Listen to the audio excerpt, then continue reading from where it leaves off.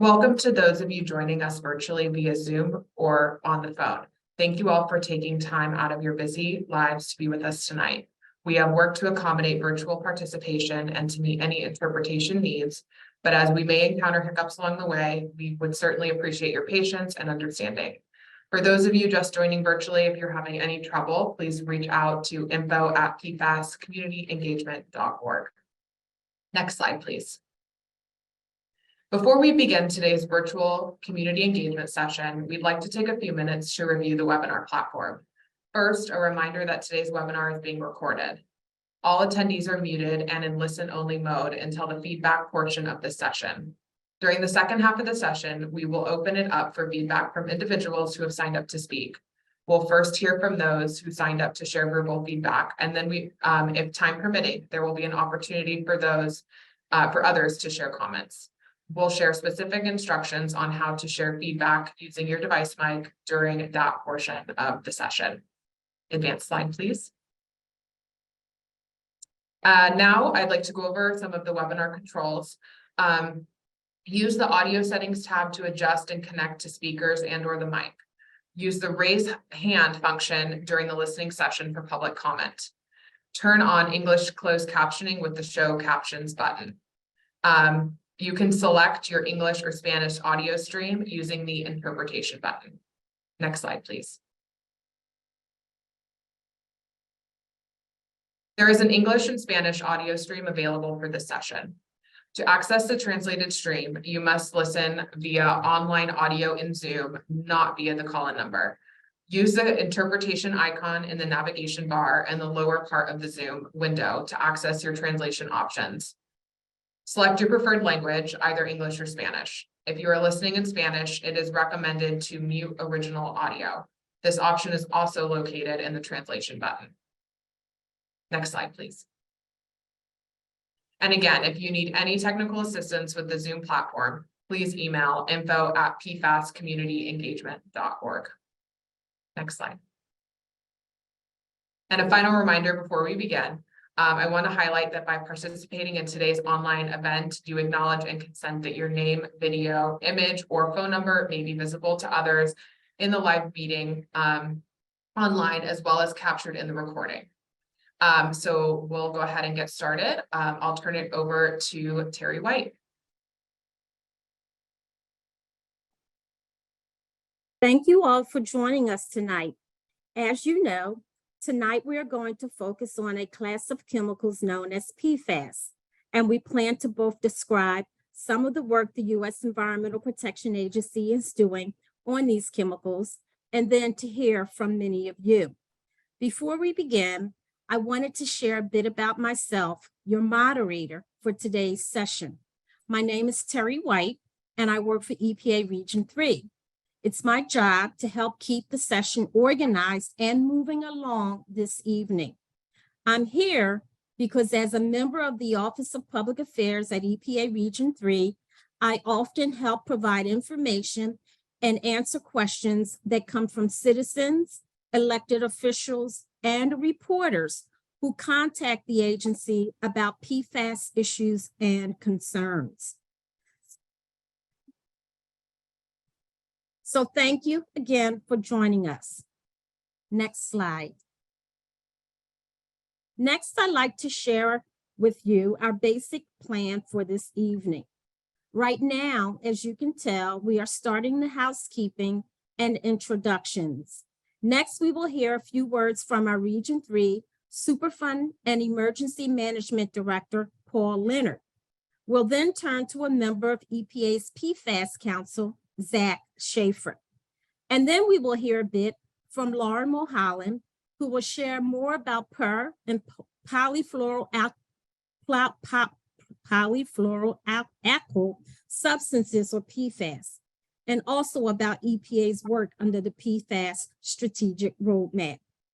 Following these remarks, we are looking forward to hearing from many of you during the listening session portion of today's event.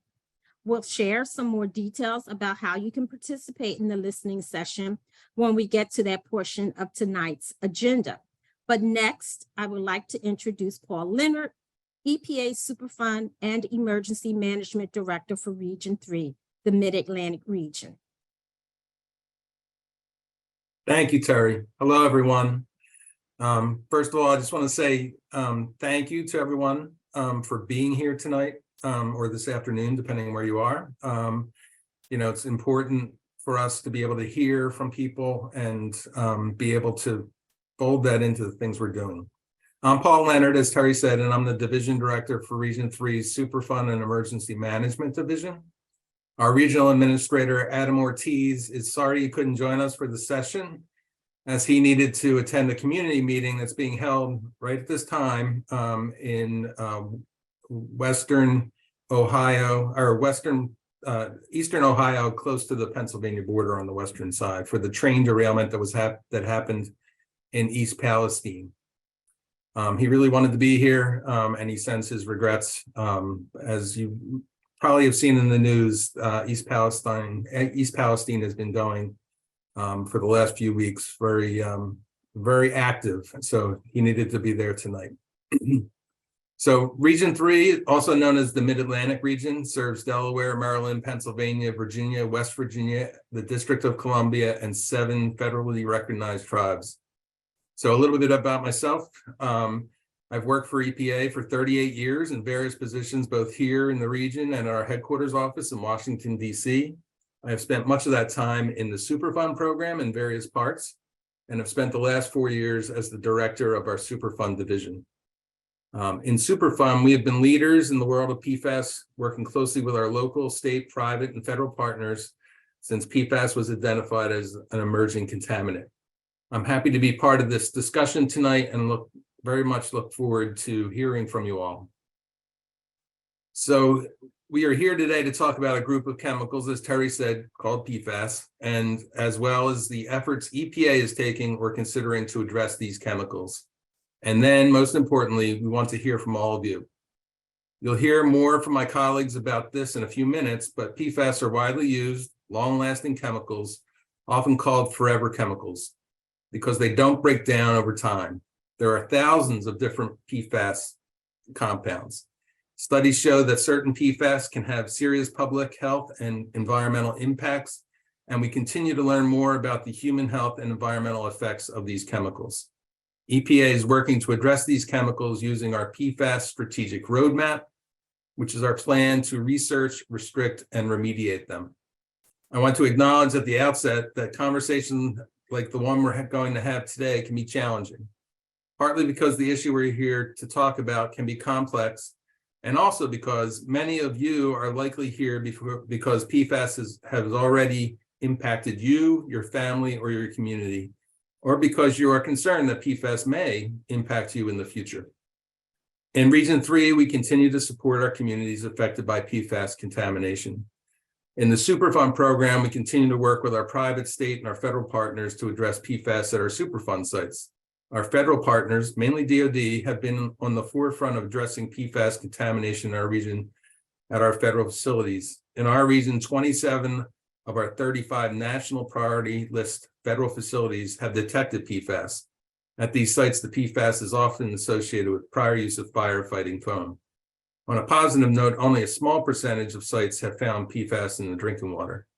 For those where it has been found, it's been a challenge. And in those situations, the DoD, EPA, and the state have worked together to ensure that residents have been provided with an alternate water source or treated water. To further our work with our communities, on February 14th, we announced that the allotments for the first round of funding under the Emerging Contaminants in Small or Disadvantaged Communities grant program, which was part of the bipartisan infrastructure law. Funding will focus on addressing emerging contaminants, including PFAS in drinking water, served by public water systems in small or disadvantaged communities. Some of the funds in our region by state, $19.4 million will go to Delaware, $75 million will go to Pennsylvania, $18.9 to Maryland, $18.9 to West Virginia as well, and $27.2 million to Virginia.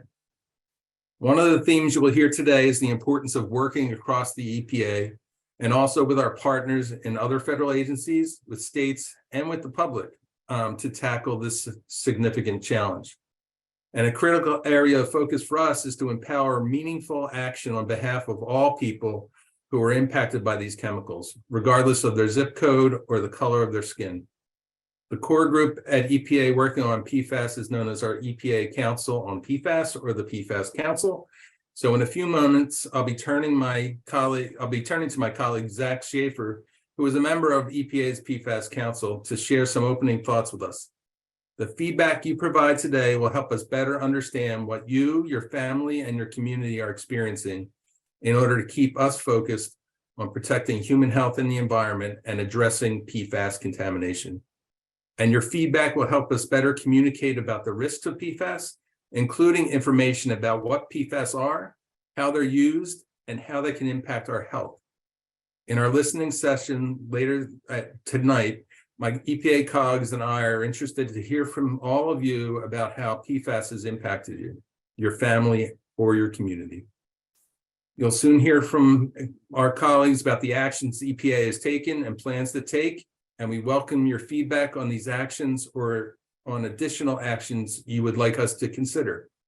As I've said, we're doing this work in close coordination with our federal, state, tribal, and local partners, so we'd welcome feedback on ways we can work more effectively with these partners.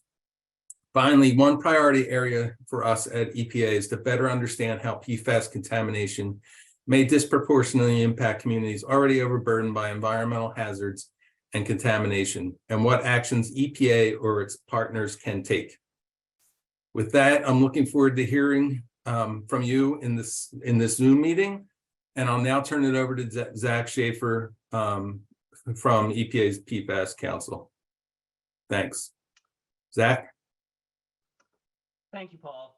My name is Zach Schaefer, and I work in EPA headquarters here in Washington, D.C. I serve as senior advisor to Radhika Fox, EPA's Assistant Administrator for Water, and co-chair of EPA's PFAS Council. In the Office of Water, we are responsible for implementing two primary laws: the Safe Drinking Water Act, which protects America's drinking water, and the Clean Water Act, which helps to protect our nation's waters like lakes, rivers, and streams. An additional responsibility I have in my job, and the reason that I'm here with you today, is that I serve on the group that Paul mentioned, EPA's PFAS Council. As Paul mentioned a few minutes ago, addressing PFAS issues is a top priority for EPA and our Administrator, Michael Regan. As you'll learn more in a moment, one of Administrator Regan's first actions when he joined EPA in 2021 was to create the PFAS Council. And in creating the council, Administrator Regan asked us to develop an ambitious plan of action to advance science and research to restrict these dangerous chemicals from getting into the environment in the first place, and to remediate the problem in communities across the country. The plan we developed is known as the PFAS Strategic Roadmap, our whole-of-agency approach to addressing PFAS, and you'll learn more about the roadmap over the next few minutes.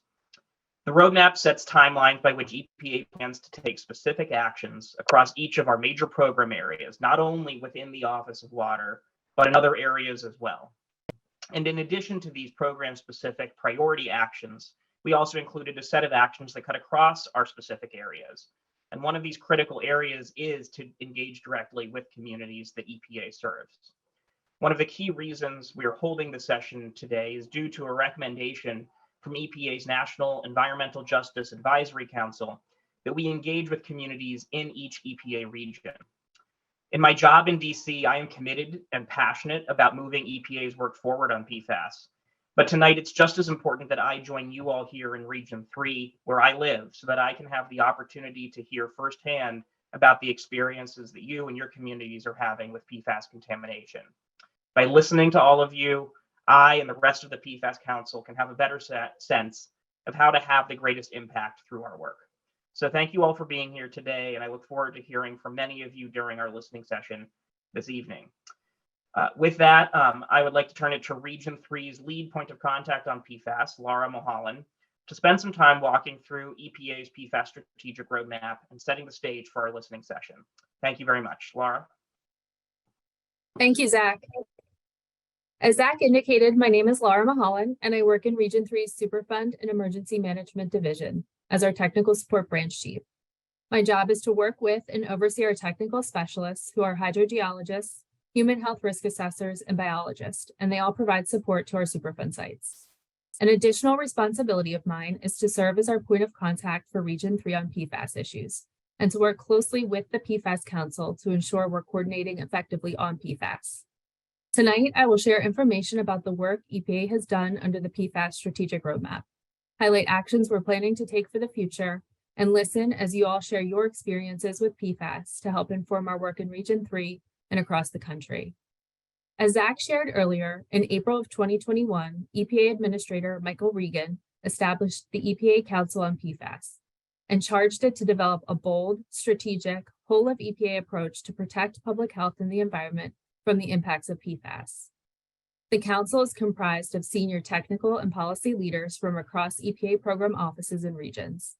The council is co-chaired by EPA's Assistant Administrator for Water, Radhika Fox, and EPA's Regional Administrator for Region 1, David Cash. The council met the administrator's call through the PFAS Strategic Roadmap, released in October of 2021. The roadmap does several things. It includes clear timelines for concrete actions from 2021 to 2024. It fills a critical gap in federal leadership, setting a basic floor of federal protection across the country. It supports states' ongoing efforts to tackle PFAS by building critical science, methods, tools, and technologies. And it builds on EPA's commitment to restore scientific integrity by making science the foundation of all of our work. I'll return to the specific commitments in our PFAS roadmap in a few minutes. Next slide, please. Before I share more about EPA's PFAS roadmap, I wanted to spend a few minutes to talk about per- and polyfluoroalkyl substances, or as I'll refer to them, PFAS, and why we're concerned. PFAS captures a large group of synthetic chemicals, which means made by humans, that consist of chains of carbon atoms surrounded by fluorine atoms. There are thousands of different PFAS with a variety of chemical structures. Some of these chemicals have been more widely used and studied than others. As examples, this slide shows the chemical structures of two of the most widely used and studied chemicals in the PFAS group, known as PFOA and PFOS. PFAS have been used in homes, businesses, and industries since the 1940s. They have been and are used in many industries and found in many consumer products due to their useful properties, which include stain and water resistance and their beneficial role in extinguishing fuel fires as part of firefighting foam. Due to their widespread use, PFAS have been found in soil, water, fish, and air across the country and around the world.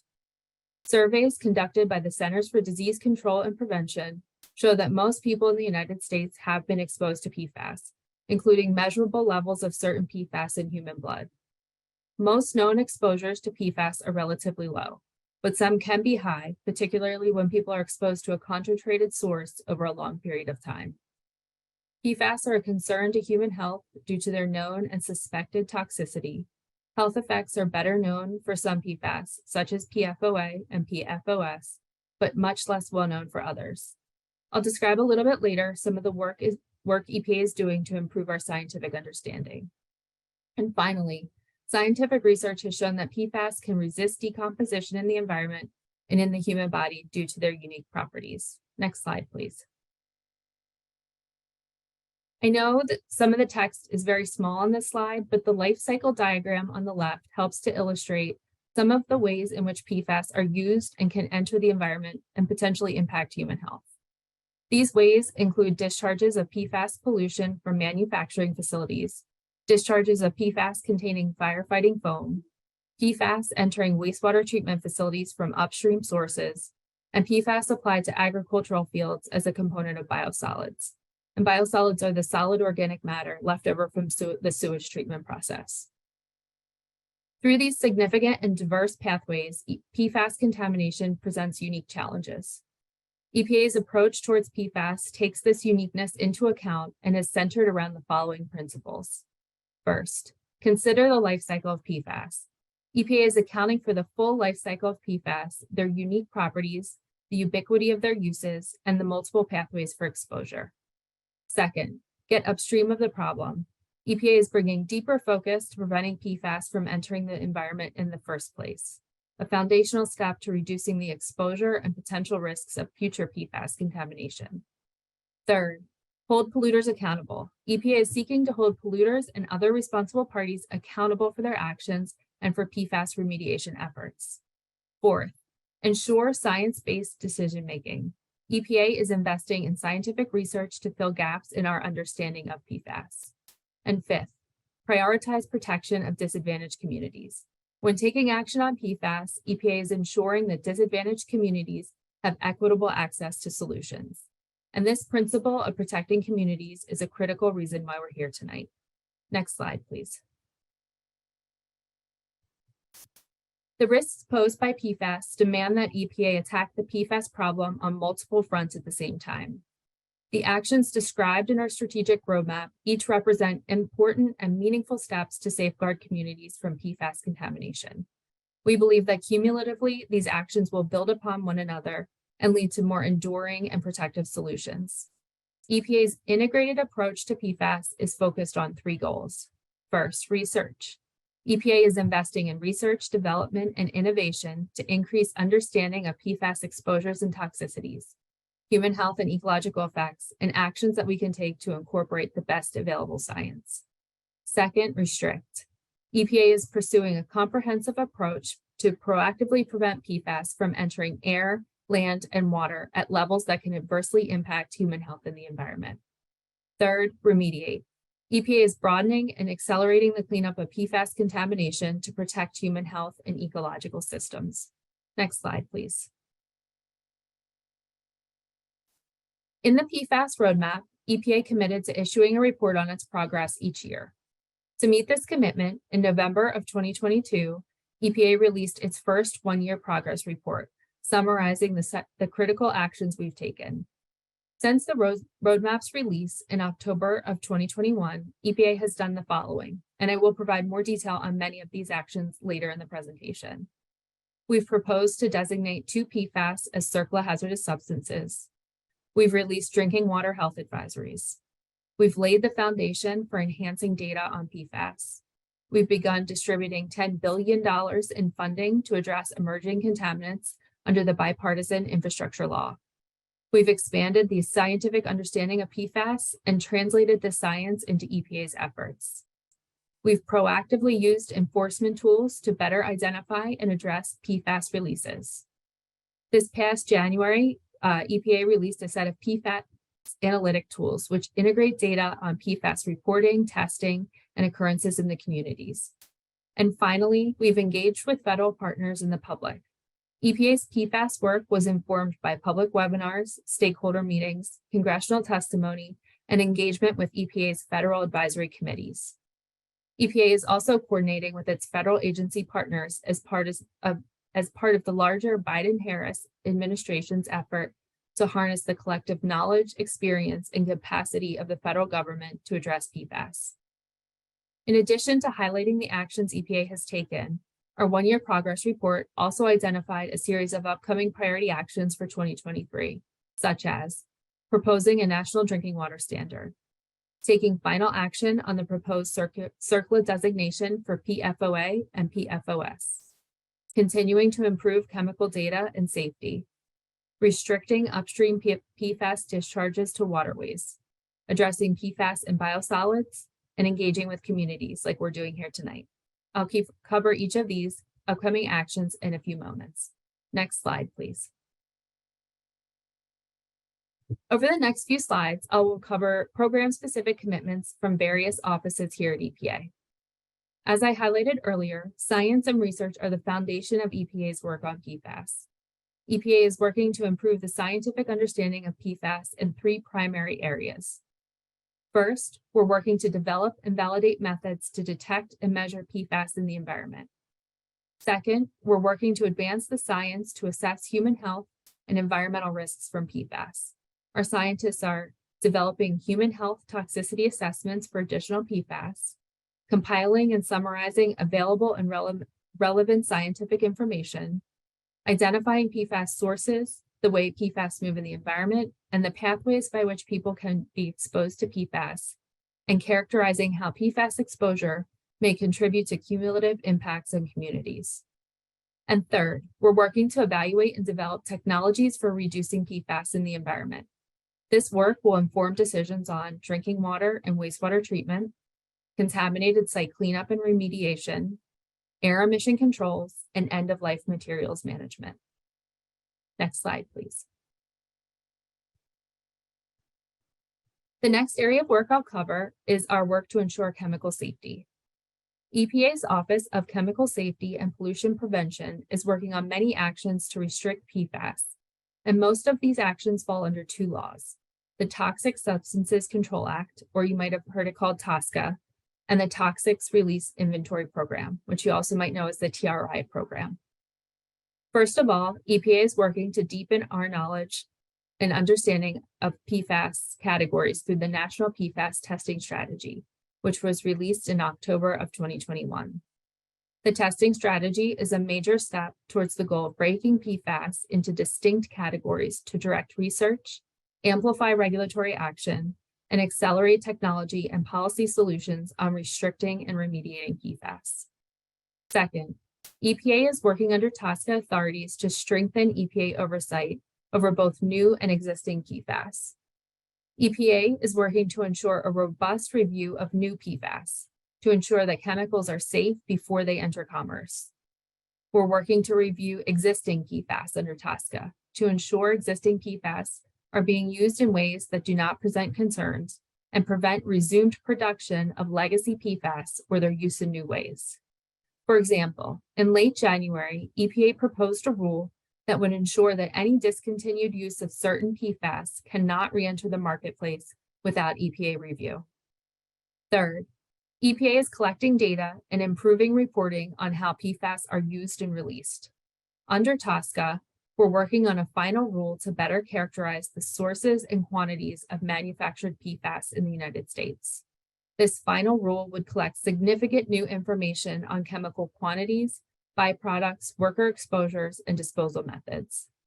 And under the Toxics Release Inventory, or TRI, we're working to enhance PFAS reporting by proposing a rule to remove exemptions and exclusions from reporting. Last December, EPA released a proposed rule to enhance TRI PFAS reporting. If finalized, this rule would enhance the data available to the public so EPA and other federal, state, and local agencies can use these data to help protect human health and the environment. And fourth, EPA is working to reduce the presence of PFAS in products purchased by the federal government. In December of 2021, President Biden signed an executive order that will reestablish the federal government as a leader in sustainability. A critical element of this executive order is to promote sustainable federal purchasing, which includes prioritizing the purchase of products without added PFAS. And EPA is taking a leadership role in this work. Next slide, please. Next, we'll cover our Office of Water, where we're taking extensive actions to restrict PFAS through EPA's water programs. This includes our efforts to address PFAS in drinking water under a law known as the Safe Drinking Water Act. Our water team is also working to address PFAS discharges into the nation's water resources under a law known as the Clean Water Act. First, let's take a look at drinking water. Responding to a growing body of science, EPA is planning to propose a rule to set enforceable limits in drinking water for PFAS under the Safe Drinking Water Act. In the coming weeks, EPA will propose a rule that would set enforceable limits for PFOA and PFOS, which would require monitoring of public water supplies and would evaluate additional PFAS and groups of PFAS for regulation. EPA's goal is to propose the rule as soon as possible.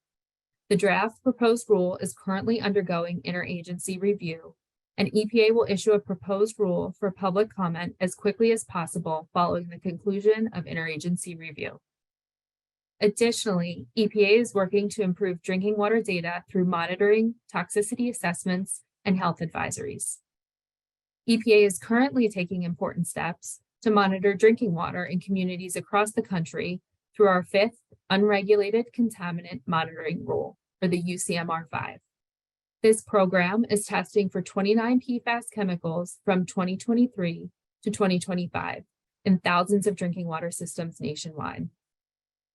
You may remember that an earlier round of EPA monitoring from 2013 to 2015 helped us discover PFAS contamination and led to significant state and local actions to safeguard our drinking water. With our latest rule, we're taking it a step further. We'll be testing nearly 5 times more PFAS at significantly more water systems using methods that can detect PFAS at much lower levels. These new data will be critical in improving our understanding of how communities may be exposed to PFAS in their drinking water.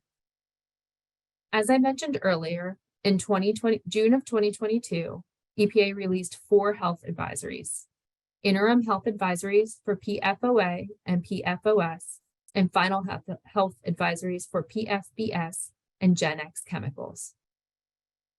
Now moving on to the Clean Water Act, EPA is working to develop discharge limits for industries that use PFAS through our Effluent Limitations Guidelines program. We're working to proactively establish national technology-based regulatory limits for specific categories of industries that discharge PFAS. In January of 2023, EPA released its final Effluent Limitation Guidelines Plan 15.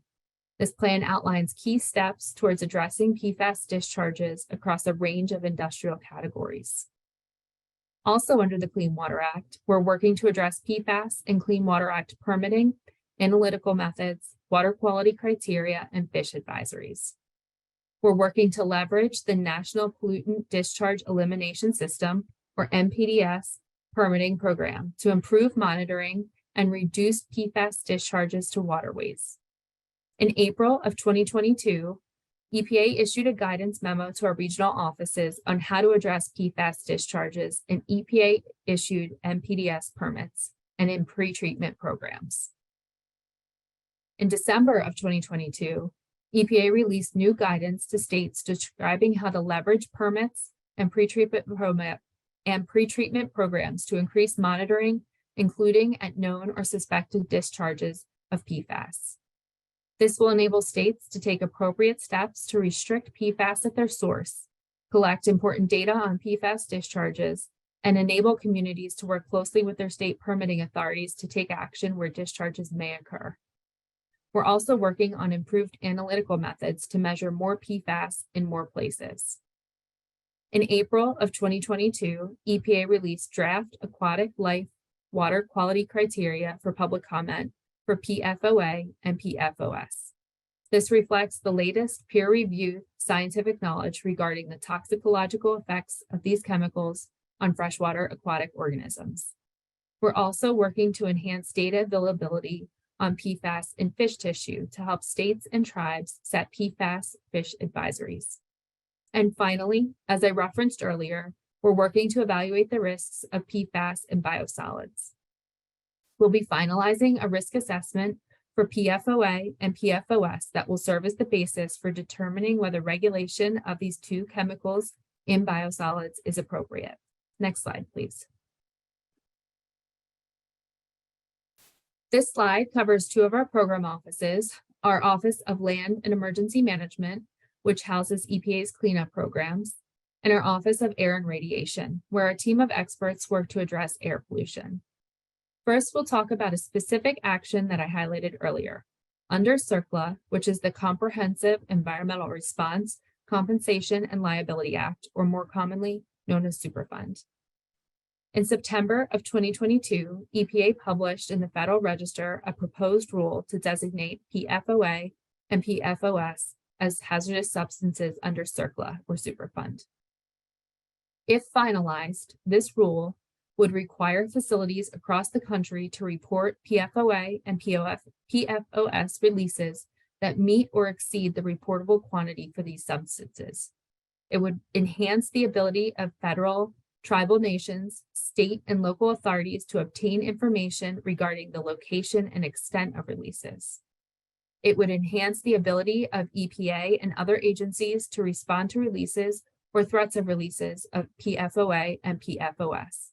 And it would help establish national consistency in the evaluation and cleanup of PFOA and PFOS, and encourage better waste management practices. As identified in the roadmap, EPA intends to take final action on the proposed rule in 2023, and will continue to work closely with stakeholders to better understand equity concerns. As an additional step, EPA anticipates issuing an advance notice of proposed rulemaking in the coming months. This will seek public comment on designating other PFAS chemicals as CERCLA hazardous substances. The next item we'll cover is an additional action to address PFAS contamination that EPA announced in October of 2021. We're looking to take regulatory action under the Resource Conservation and Recovery Act, or RCRA, in response to a petition from the governor of New Mexico. 2 separate rules are planned for proposal in 2023. The first will take steps to ensure that specific PFAS are subject to RCRA corrective action requirements. And the second will clarify that emerging contaminants like PFAS can be cleaned up through the RCRA corrective action process. The third item on this slide highlights EPA's commitment to take significant steps towards updating our research and guidance on PFAS destruction and disposal. EPA published interim guidance in December of 2020. In that document, we highlighted significant uncertainties about the effectiveness of some PFAS destruction and disposal technologies. We have a deadline to update our December 20 guidance by December of 2023.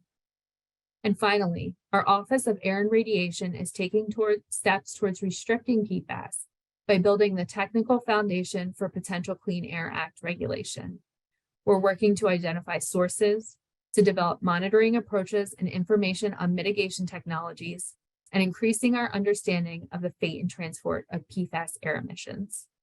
This work will support future decisions on whether to designate PFAS as hazardous air pollutants under the Clean Air Act. Next slide, please. And finally, no conversation about PFAS is complete without highlighting the transformational investments that will be made in America's water infrastructure through the Bipartisan Infrastructure Law, or bill, which was signed by President Biden in November of 2021. The bill provides the single largest investment in clean water that the federal government has ever made by providing $10 billion for communities impacted by PFAS and other emerging contaminants. The bill builds on 3 of EPA's existing water finance programs, but focuses them specifically on PFAS and emerging contaminants. It provides all $10 billion of these funds without a requirement for state matching, and all funds are provided either as grants or principal forgiveness loans. Of the $10 billion, $4 billion will flow through the Drinking Water State Revolving Fund, $1 billion will flow through the Clean Water State Revolving Fund, and $5 billion will provide grants to address emerging contaminants in small and disadvantaged communities. In April of 2023, EPA announced the availability of $2 billion from this program to address emerging contaminants, including PFAS, in drinking water across the country. These funds will be allocated to states and territories and will promote access to safe and clean water in small, rural, and disadvantaged communities while supporting local economies. EPA is committed to maximizing the impact of these funds in addressing urgent water challenges facing communities. With that, I'll turn it back to Terry to talk more about the next part of our session, where we will hear from you. Thank you so much.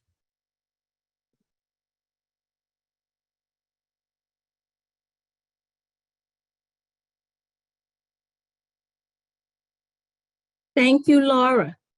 In a few moments, we look forward to providing an opportunity for those of you who are interested to share your feedback with us. But before we do that, I first wanted to provide you with some background.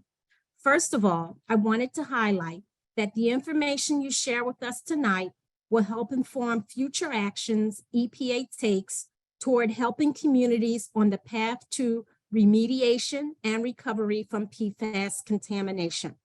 One important thing to note is that the feedback you share with us will not be considered as part of the formal comment process for any specific action EPA is taking consistent with EPA's PFAS Strategic Roadmap. Those comments should be provided as part of the formal comment process. And one other question you may have is, what EPA plans to do with the feedback you share with us tonight. First of all, we do not plan to individually respond to the comments we receive. However, we do plan to synthesize the feedback we hear from you tonight and the feedback we gather at the other regional listening sessions we are holding to inform EPA's future work on PFAS. Now I would like to turn it back over to Grace at LRG to share some additional details about how our listening session will work. Great, thank you, Terry. Next slide, please. All right, we will now be opening this session up for public feedback. First, we'll hear from those individuals who signed up during the registration process. But before we get to those folks, a couple of tips for how to share verbal feedback. If you signed up ahead of time, you'll receive a message in Zoom that gives you speaking permission. Please click on that message. When you have speaker permissions, we'll call your name. At that point, you should unmute and begin speaking. You are welcome to turn your video on or to keep it off. Also, please limit your comment to 3 minutes. Sometimes it can take us a little bit of time to get the next speaker ready, so just bear with us and have patience. So we'll start that process now. Back to you, Terry.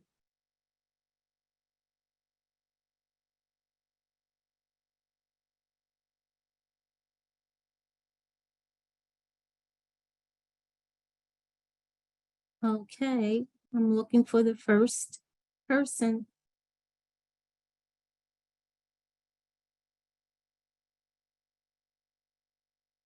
Can you raise your hand if someone wants to make a comment?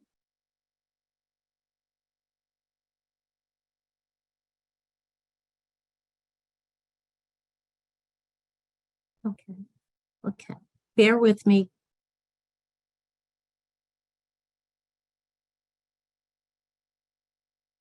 Okay, let's get started. I have Joanne Stanton. Please, Joanne, go ahead and make your comments. Sure. Thank you. Can you hear me? We can hear you, yes. Hi. I'm the co-founder of the Bucksmont Coalition for Safer Water in Pennsylvania. Our community's drinking water was contaminated with PFAS from 2 different DoD sites. On the positive side, I would like to say that I feel like we have a lot more federal agencies talking about PFAS. There's more media coverage, and there's more interagency discussions. We have seen PFAS advancements in analytical methods for PFAS testing and long overdue revised HALs for PFAS. It is also encouraging that fish advisories, biosolids, agriculture, air emissions, incineration, and other aspects of PFAS are being addressed to help control it along its life process. But it doesn't go far enough to help protect American citizens today. It's the EPA's job to regulate chemicals, to set safe drinking water standards, and to hold polluters accountable. The EPA has known about the dangers of PFAS for over 10 years and has yet to enforce any federal drinking water standards to protect us. I know you're working on it, but it's hard for community members to sit and constantly wait. Affected community members are tired of plans and roadmaps. We really need your action. Developing, assessing, and evaluating has gone on far too long. We ask you to quickly finalize health protective drinking water standards for PFAS, finalize its designation of PFAS as a hazardous substance under CERCLA, and we need to close industry loopholes under the toxic release inventory.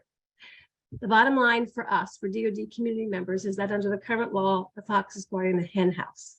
The DoD, it feels like, calls the shots when it comes to military cleanup of PFAS, with absolutely no one holding them accountable for timelines, deadlines, and actions. How can you help us change that? Thank you.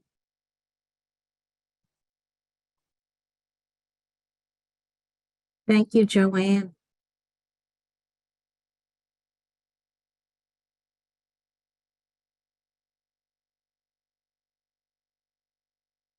Okay, next we will hear from Timothy Haley. Feel free to turn on your camera if you want, Timothy. Otherwise, you can start speaking. Thank you.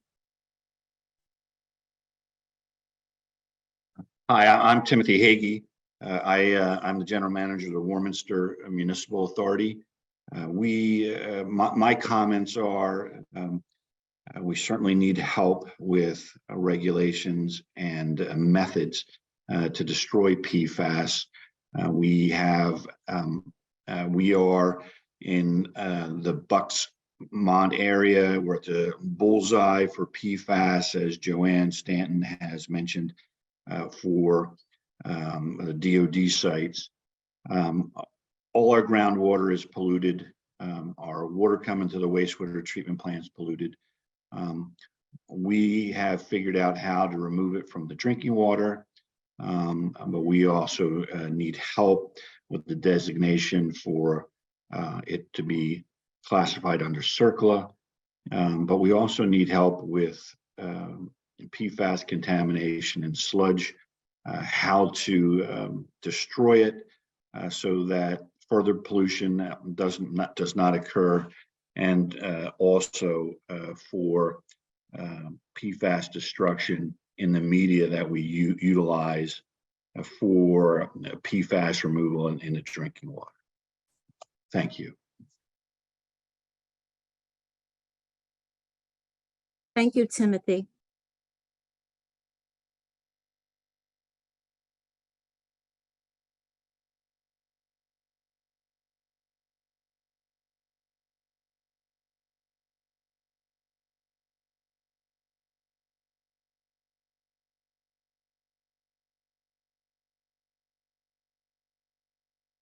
Are we ready for our next speaker?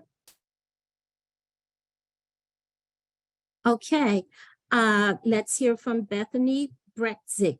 Bethany, feel free to turn on your camera if you do not want to. Okay, thank you, Bethany. Hi, my name is Bethany Bretzik. I'm a resident of Jim Thorpe in Carbon County, Pennsylvania, about 2 hours northwest of Philadelphia. I'm a member of a local nonprofit organization called Save Carbon County that is concerned about environmental issues like this. And so what I'd like to talk to you tonight is some issues that our members have shared with me about PFAS. We live in a fairly rural environment. So although we have a municipal drinking water supply that would be affected by PFAS, we also have a lot of private well owners. And so one of the concerns raised to me was the awareness of well owners to, test their water if their groundwater is potentially contaminated. If near them there are sources of PFAS, for example, one of the concerns that Save Carbon County has is use of biosolids in agriculture and the potential that these biosolids can release PFAS into the water supply, surface water, et cetera. So, there's a concern for both that PFAS ending up in the public municipal water supply as well as private well water. So that was one concern brought up. Also, just on an individual level, what can people look out for in their household products?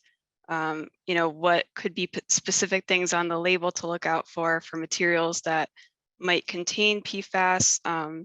Just consumer awareness, I think, would be extremely helpful so people can start acting right now to reduce their exposure.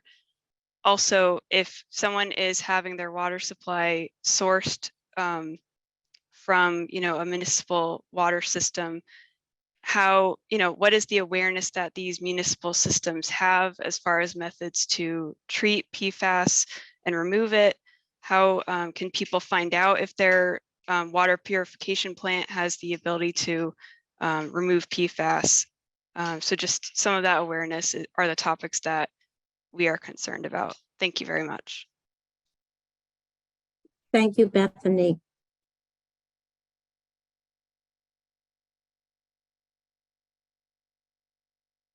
Hi, we will hear from Sita Coleman Kamula. Thank you. You pronounced that very well. Sita Coleman Kamula. I lead a small nonprofit PFAS research organization. We are in Newcastle, Delaware, about a stone throw's distance from the site that the EPA recently announced that it's going to list that site under the Superfund provision. Me and my colleagues attended a town hall session that the EPA held in Route 9 Library. I'm sure you know what that is. There were several people who lived really all around that 5-mile radius site who came, many of them talked about their health issues. They were, they weren't demanding, they just wanted to be heard. And we were told that there's a certain process and it'll be moving along. I'd like to know what has happened since that meeting. And also the way in which you will communicate any information on what's happened. And I think it really ought to be in terms of what does it mean to them. The presentation is very informative for people like me or perhaps others who know the roadmap, the 3 R's. But from a community perspective, a community that feels like they told me that, it's happening all around me, I'm living in the middle of this, I'm close to it, I see dust, I see, trucks moving. I think it's really, really important that a way is found to communicate. I realize the Superfund listing process is long. There really needs to be a way to communicate to the people on an ongoing basis where things are, when actions will be taken, and what they will be. That's really my plea. It's in the absence of such communication, you really have in that vacuum all kinds of misinformation. Disinformation moves in, which doesn't help anybody. So that's really my message. Thank you for giving me an opportunity. Thank you, Sita.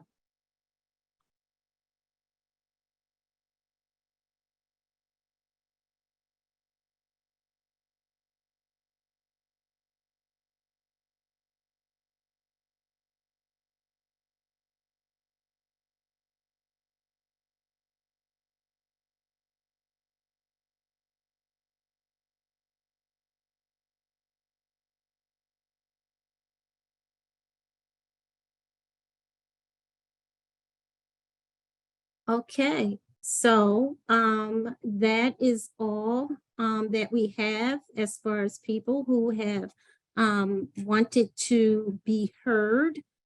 Thank you all for sharing with us tonight. Let me just, someone wants to, we have 7 more people. Oh, okay, all right. Grace, did you want to say something? Yes, let's, since we do have time left, we can open it up to anyone else who would like to give feedback on any of the issues we've discussed today. So if you can go to the next slide, please. So we'll be utilizing the raise hand function. If you would like to give feedback, please click on the raise hand button. Keep your hand raised until we've had the opportunity to unmute you and give you allow you the space to give the comment. So you will need to unmute yourself when your name or number is called, and you may share your webcam video if you'd like. So we'll go ahead and get that process started. I think we have some people that are waiting already with their hands raised. So back to you, Terry.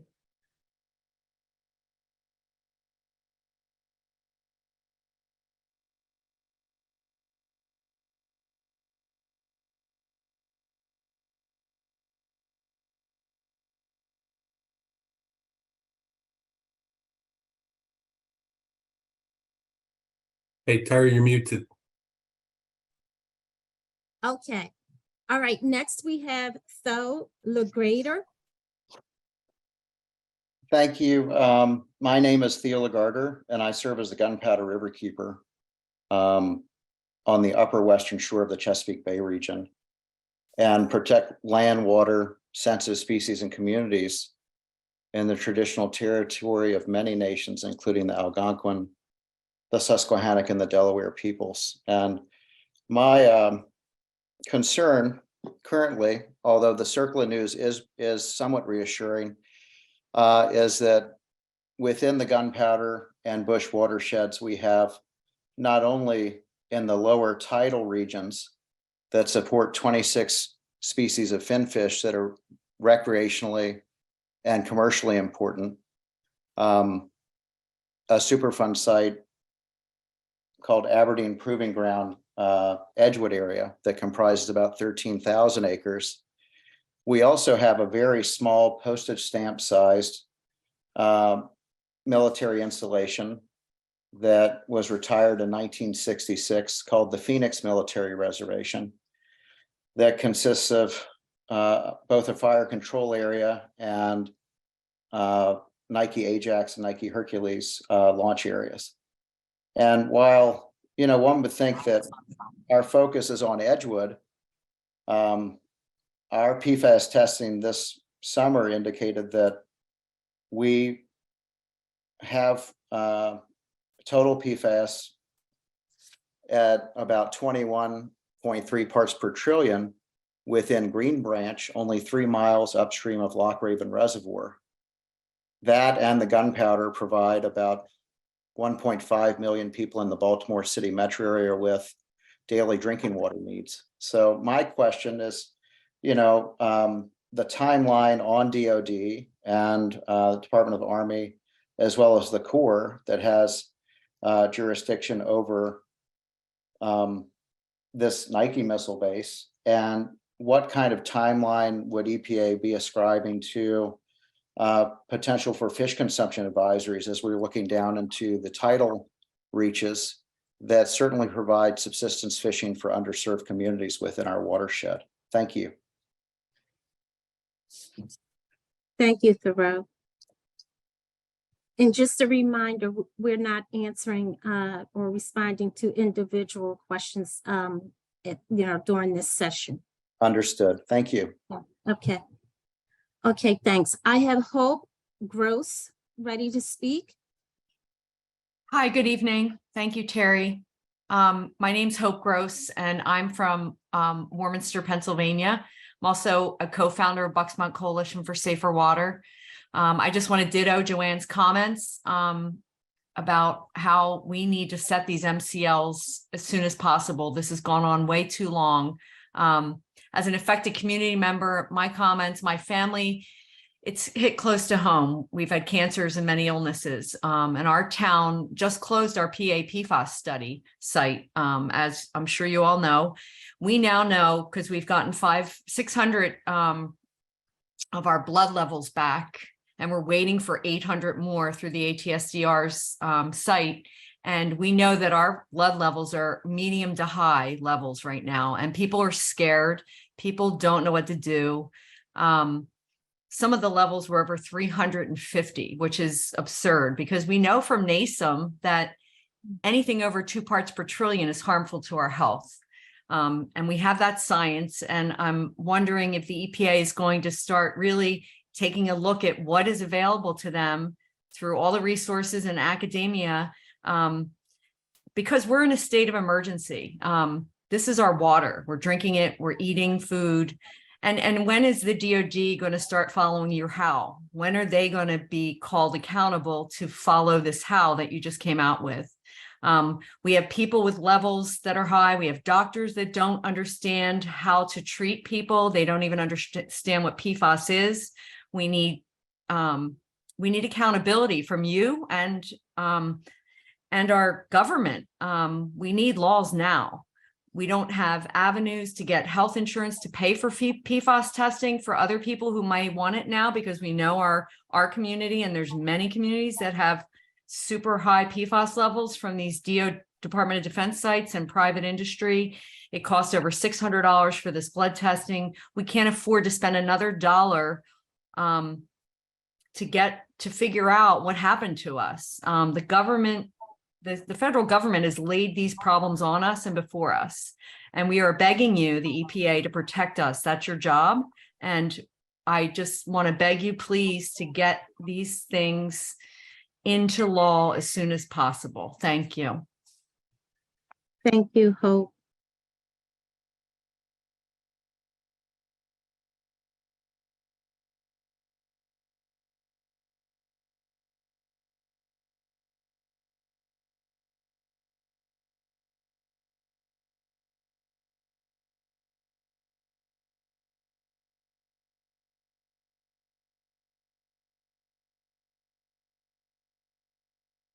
we're waiting for people. We've invited people to speak, so we're just waiting for them to accept the invitation.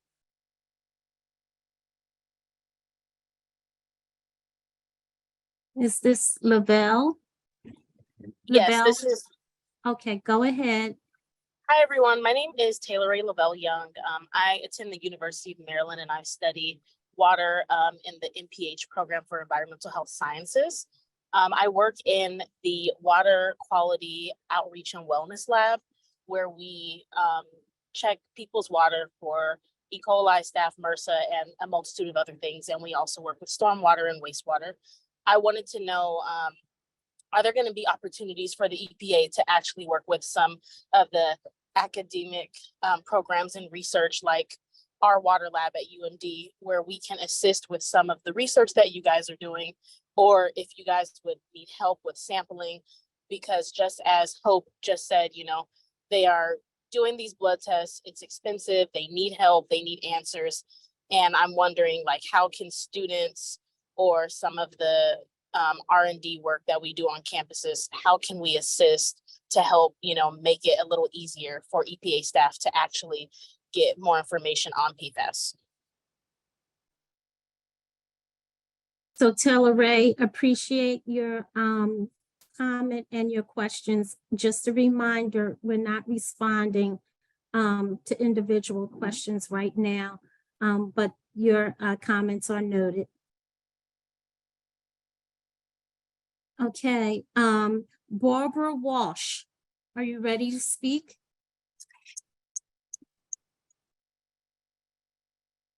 Yes, I am. Can you hear me? We can hear you, yes. Oh, thanks very much.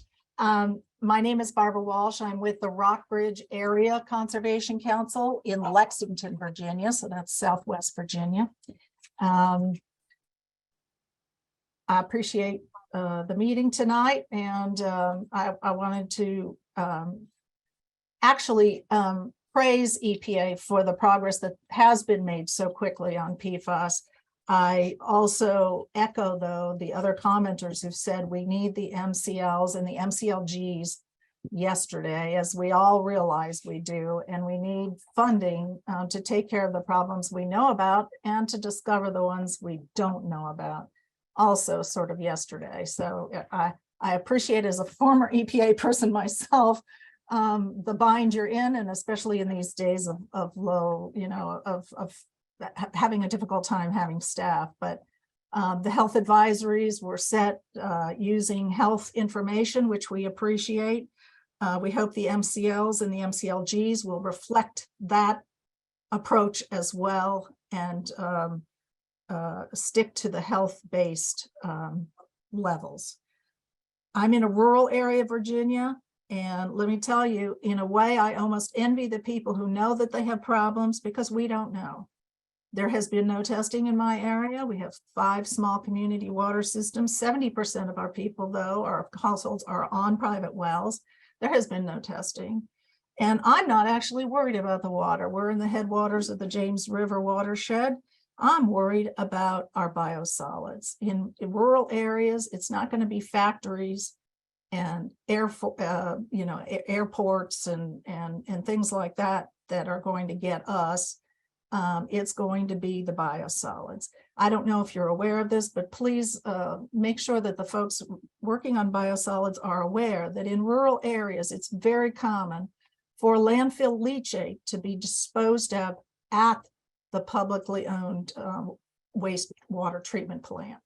And so there is a direct connection on the earlier slide that you showed that isn't shown. Of course, there are many other direct connections. You can't show them all probably. But there's a direct connection from the landfill straight onto our farm fields and into our food and into our wildlife and into our water. And we need to turn that off right now. We can't wait. We need to have the biosolids testing and landfill leachate testing, as well as options for what to do with the landfill leachate once we discover what I think we all suspect we will. I would also like to mention that We need to digitize our state records on biosolids land application. We're starting to do that here in southwestern Virginia. We have 2 counties that we worked on, but we're finding that many of our state biosolid data is not in digital form. It's in boxes in basements somewhere in Richmond maybe, and we cannot find that data to know where to look. We want to test soil, we want to test farmland and crops, we want to test the wildlife. People in our area, it's not a recreational thing to hunt and fish. It is a food source. And people here are eating those food sources on a regular basis. And we know from other states that are more advanced than our own program is that deer and other game and wildlife are just as problematic as fish. I think we need to anticipate the immediate financial compensation for farm production losses and mitigation for those drinking water wells that are on farms, for the livestock and irrigation water sources, as well as the environmental contamination and the loss of productivity on these farms. If they're so contaminated from biosolids that they can't be used for farming, we need to figure out how we're going to keep our small family farms intact and viable. And then finally, I'll just say, we'd like to know when and where and how to apply for the money that's coming our way. We're thrilled to see it, but like I said, we have every reason to believe we have problems here, but we do not have one single test done yet, and we need funding to accomplish that. Thanks so much. Thank you, Barbara. Next, we'll hear from Jenny Reitz. All right, Jenny, go ahead and speak. Good evening. Thank you for hearing my comment. My name is Jenny Reitz. I'm a scientist in Virginia Beach for a local public utility. And I would just like to see some more consistent guidance on monitoring protocols for water, soil, even air. There's a lot of inconsistent information out there, so it's hard to know what to do in order to get the most representative sample.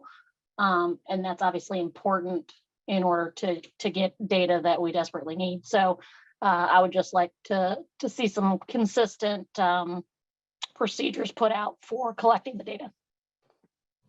Thank you. Okay, thank you.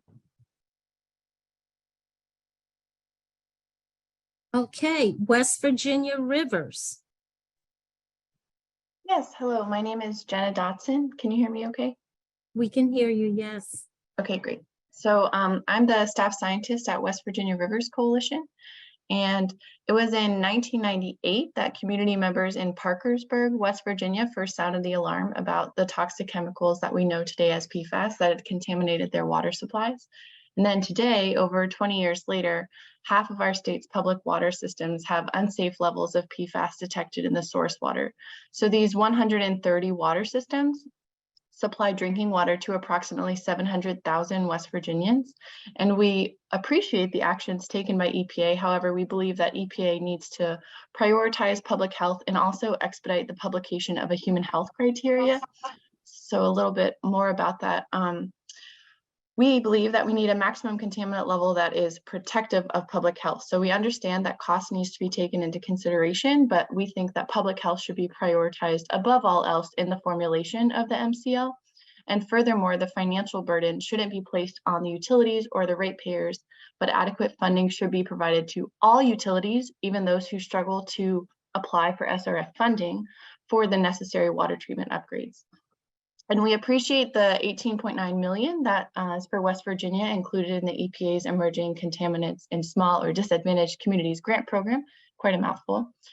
This grant is largely community focused, and we urge EPA to require community engagement so the state can effectively incorporate community needs into the program. So for example, there's a need for household water quality testing in communities that rely on well water, which people have brought up today, especially in areas of known contamination, and especially in areas with karst geology as we have in our state. And as it stands, it's unclear how West Virginia is going to utilize this $18.9 million and how communities can voice their needs and what they need as part of that funding. Secondly, the publication of a human health criteria for PFAS needs to be expedited. In the timeline that's laid out in the strategic roadmap, public water systems are going to need to start removing PFAS from their drinking water in fall 2023, if we stay on track, while industry has no enforceable deadline to restrict releases. So we urge EPA to publish the human health criteria at the same time as the final MCL, which would be ideally this fall 2023. That way, regulatory agencies can leverage these criteria to limit industry releases at the same time that public water systems are working to remove PFAS from drinking water. So we are in close communication with the West Virginia Department of Environmental Protection, and they have indicated that West Virginia will not have any surface water quality standards for PFAS until EPA publishes a human health criteria. So NPDES guidance is useful and we appreciate that, but what we need most is an enforcement mechanism that we can leverage to reduce PFAS at the source. So our state is waiting on the EPA to take action. The longer that EPA takes, the longer the West Virginia Department of Environmental Protection will not act, and the longer West Virginians' health is at risk. And I thank you for allowing me to comment this evening. Thank you very much.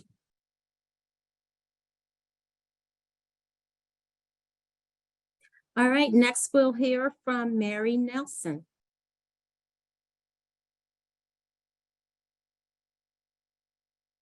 Mary?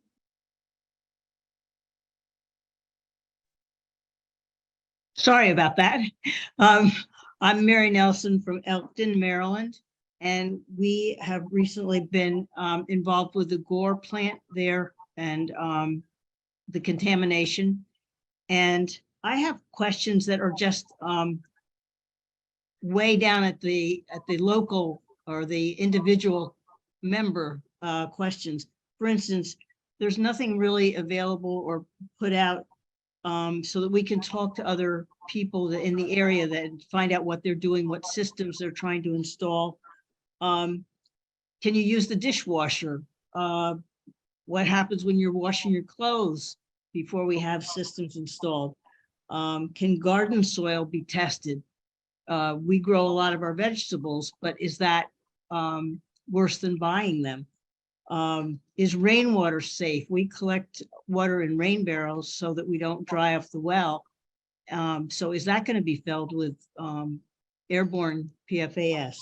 So I think people that are just learning about this are desperate for some very specific questions for dealing with it, because it takes a while to figure out what systems to put in, you know, how you're going to pay for it and all of these details.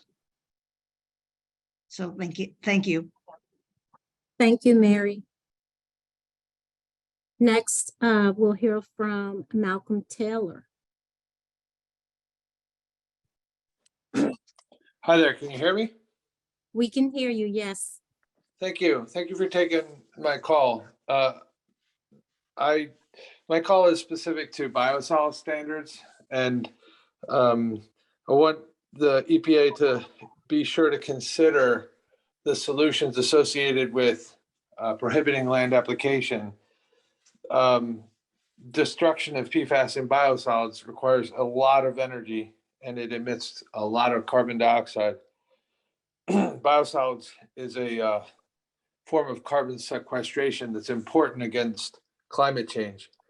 And whereas I'm fully for the responsible management of PFAS in the environment and the reduction and mitigation at the source, we must not overlook the benefits of carbon sequestration in the fact that soil attenuation may actually be a valuable solution, for which reason I think the EPA needs to support continued research on groundwater migration, plant uptake, and food pathways, but not simply enforce PFAS destruction, because that comes with a huge carbon footprint and many other airborne emissions as another consideration. So if regulations are imparted, then solutions need to be provided. Thank you for your time. Okay, thank you, Malcolm. I see Joseph Patrick. Joseph, you can go ahead and unmute yourself and speak. Good evening. How are you?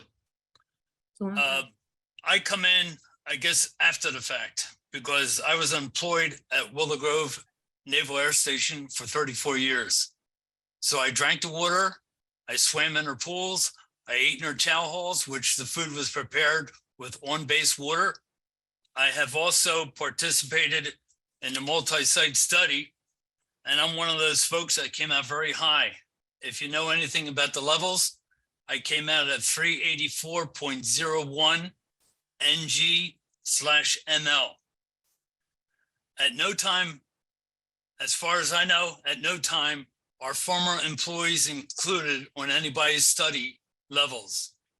Now, we had a lot of folks that commuted back and forth between Berks County, Lehigh County, and since they're not in the hot zones, they're not included in any kind of study. So you have a phantom population going on that could be affected by these things, and nobody is studying them. Also, I'm naturally, as a veteran, I'm with the VA. And at this time, the VA does not recognize Willow Grove as a primary service station where somebody would have served, even though they were affected by PFOAs on base. So until the Navy recognizes what they have done in the past, because warnings for this solution came out back in the 80s. They had some kind of an inclination that the solution was not compatible with wildlife.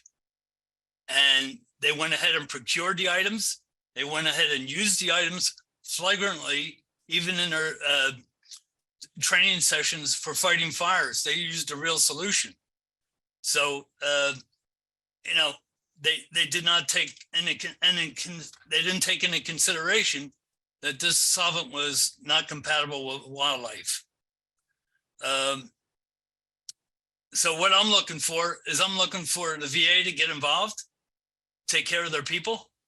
And I understand with the NDAA of 2023, there's information in there about the VA being tested. But we've had NDAA since 2018. Every year, those NDAAs had that language in there, but nothing was ever enforced. So I'm hoping that the NDAA of 2023 does put some meat into the VA taking care of their folks. Thank you. Thank you, Joseph. Okay, Bonnie, are you ready to speak?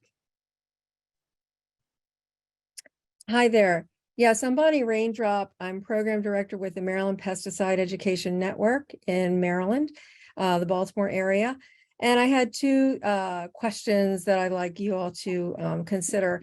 One is that in terms of testing, there are a number of tests that are listed on your webpage that are listed in draft status.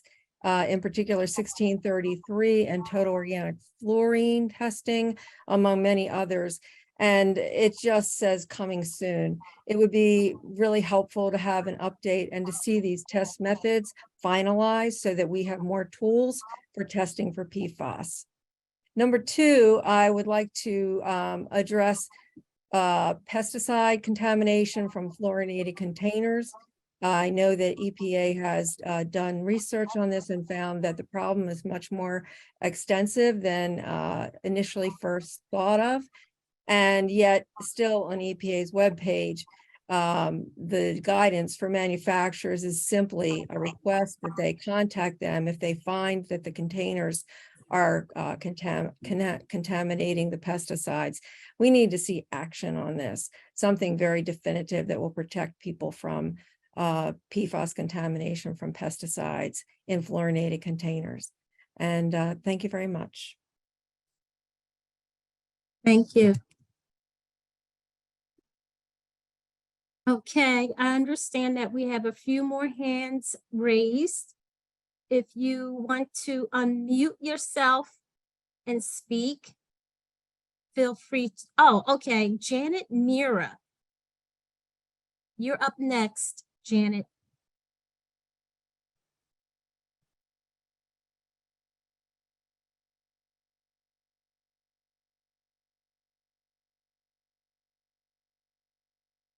Janet O'Meara.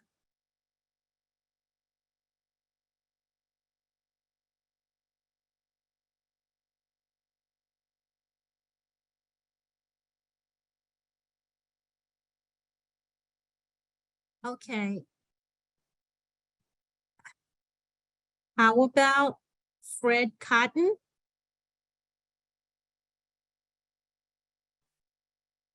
Fred, do you want to unmute yourself?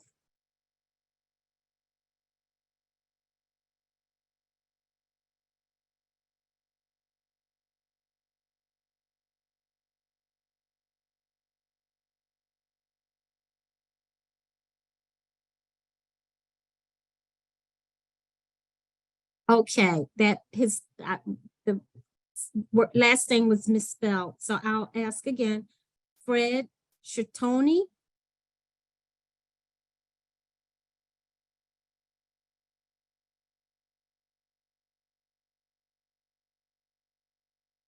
Fred Ciatoni.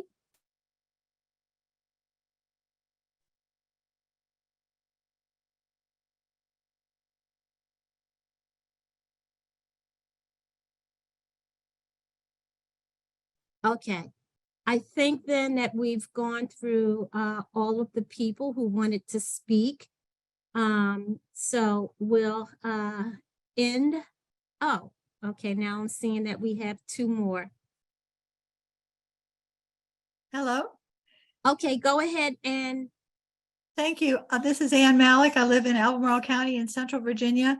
And after the fires in East Palestine, when there was lots of discussion about how Norfolk Southern was going to be responsible for what they had caused there, many people started asking questions in Virginia about, will the producers of these PFAS chemicals, who have known for decades of the medical problems that they're creating, be held accountable in some meaningful way? And I know you don't have an answer today.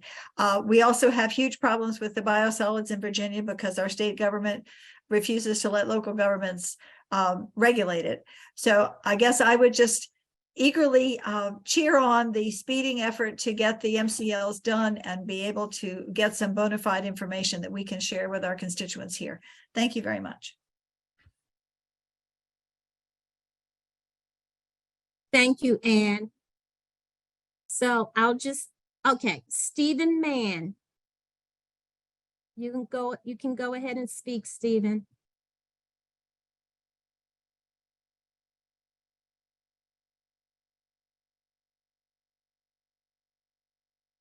Stephen Mann, do you want to unmute yourself?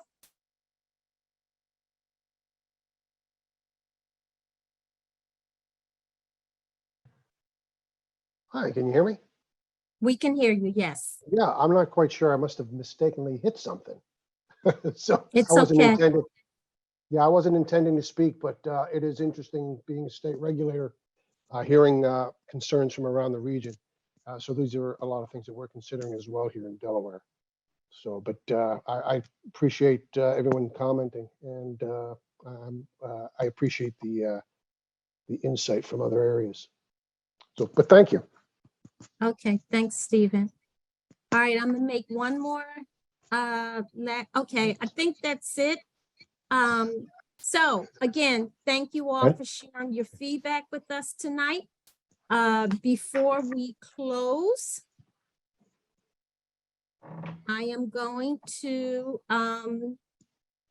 okay, I'm getting a message. So Joseph Patrick wants to say something. Joseph? Yes. Okay, Yes. go ahead. Okay. I read a lot about Camp Lejeune down in, where is it, North Carolina. A lot of the solutions that they're finding on base down there are the same solutions that we're finding on base at Willow Grove Naval Air Station. For Camp Lejeune, as well as the burn pit folks, the PACT Act is going to take care of them. Okay, so my question, I guess, is what is the difference between the solutions that they're finding at Camp Lejeune and at Willow Grove Naval Air Station? I understand they're the same solutions. Now, I could be wrong, but that's something that, once again, these are both DOD bases. And if DOD is going to control the issue, they may put the squash to any information on that idea. But I understand that the same solutions that they're looking for at Camp Lejeune are the same solutions that they're finding at these other DoD bases, including McGuire. There's a lot of bases. I heard there's 400 to 600 sites across the country where PFOAs are. But the only one that's being taken care of with the PACT Act is Camp Lejeune. Thank you for letting me on. Okay, thank you, Joseph. All right, Timothy Hagee wants to speak again. Go ahead, Timothy. The only thing that I would say is some of these communities that do not have treatment systems and are just learning about PFAS contamination, our community would certainly be available to help and provide some guidance. We've been treating PFAS for probably 7 years now. They can contact me at the Warminster Municipal Authority, and I'll give them my phone number. It's 215-675-3301. And we'd be happy to help any of the communities that are going through PFAS contamination and need some remediation help. Okay, thank you, Timothy. Okay, so thank you all again for sharing your feedback tonight. Before we close, I'd like to go over a few of the major themes that we've heard from you tonight. I heard specific concerns or recommendations regarding PFAS in fish and wildlife, on farms, and in pesticide containers. Also heard about the impact of PFAS in biosolids. Next, the status of PFAS monitoring methods, and then also the importance of PFAS research in areas like how to destroy PFAS and how to partner with academia. So, I think I may have missed one more. Okay, I also heard unique concerns and personal experiences regarding military facilities and other federal agencies, and your recommendations that we push those efforts more quickly. I heard about concerns for drinking water, for both drinking water systems and private wells, including concerns about how small communities can find out about PFAS contamination, where it comes from, and what actions they can take. So again, we really do appreciate you joining us tonight and having a voice in this most important issue. Following today's session, I want to highlight that you may continue to share input after today's event via email to pfascouncil@epa.gov. And as we noted earlier, first, the feedback you share with us, either orally tonight or via email, will not be considered as part of the formal comment process for any specific action EPA is taking under the PFAS Strategic Roadmap. You can find more information on EPA's efforts on PFAS at EPA's website at www.epa.gov/PFAS. On that site, you can find links to each of the major actions EPA is taking under the PFAS roadmap, and where appropriate, links to the formal comment opportunities for each action. And second, we do not plan to individually respond to the comments we received tonight, but we do plan to synthesize what we've learned from each of our regional listening sessions to inform EPA's future work on PFAS. Before we close, I also wanted to alert everyone that in addition to the regional listening sessions, EPA will be hosting a tribal listening session on April 6th from 2 to 4 p.m. Eastern Standard Time. Registration and additional information can be found at epa.gov/PFAS. Next slide. With that, I would like to thank you all for joining us tonight, and a special thanks to each of you who shared feedback with us today. I'd also like to thank our Superfund Director, Paul Leonard, Zach Schaefer from EPA's PFAS Council, and our Region 3 colleague, Laura Mulholland, for joining us as well. Thank you again all. Good night. Thank you all.